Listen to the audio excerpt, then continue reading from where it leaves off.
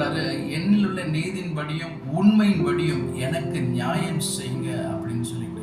நம்ம ஆண்டவர் நீதியின் மேல பிரியப்படுகிறவராக இருக்கிறார். நீதி உள்ள மனுஷர்கள் செய்கிற ஒவ்வொரு காரியங்களும், நம்ம செய்கிற ஒவ்வொரு உண்மையின்படியும் கர்த்தர் நமக்கு நியாயம் செய்கிறவராக இருக்கிறார். இதே சங்கீதங்களின் புஸ்தகம் 37ஆம் அதிகாரம் 6ஆம் வசனம் சொல்லுகிறது, உன் நீதியை வெளிச்சத்தை போலவும் உன் நியாயத்தை பட்ட பகலை போலும் விளங்க செய்கிறவர் தான் நம்ம ஆண்டவர். அப்படிப்பட்ட தெய்வத்தை தான் நம்ம ஆராதித்துக் கொண்டிருக்கோம்.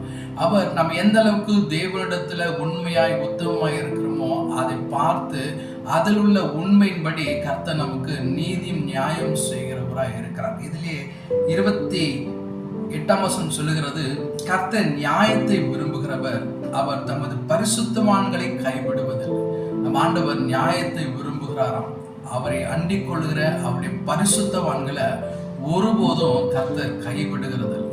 இந்த உலகத்துல எந்த சூழ்நிலை மத்தியிலும் மனுஷங்கள் கைவிட்டாலும் கர்த்தர் சொல்லுகிறாரு, நம்முடைய நீதியின்படியும் உண்மையின்படியும் அவரை சார்ந்திருக்கிற அவருடைய பரிசுத்தவான்களுடைய வாழ்க்கையில ஒருபோதும் கர்த்தர் கைவிடுவதில்லை என்று சொன்னார். அவர்கள் என்றைக்கும் காக்க